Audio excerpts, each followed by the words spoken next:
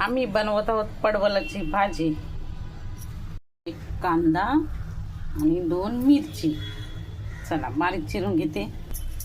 कांदा आणि मिरची चिरून घेतलेली आहे। मीठ टाकलंय, मीठ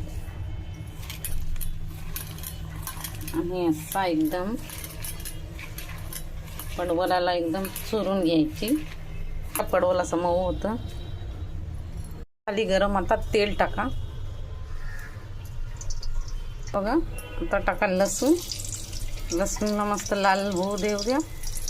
लसूण लाल झाल्यावर मग कांदा आणि मिरची टाकायची। लाल झाली आता कांदा आणि मिरची सोबतच छान असं हलवून घ्यायचा।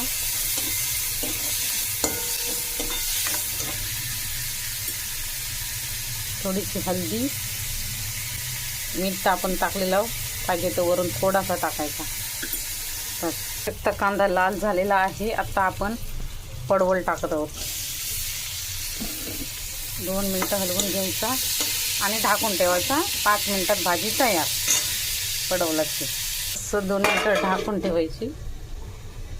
भाजी मस्त आणि झाले। वाव, मस्त सुगंध येत आहे। तुम्ही पण बनवून बघा एकदा।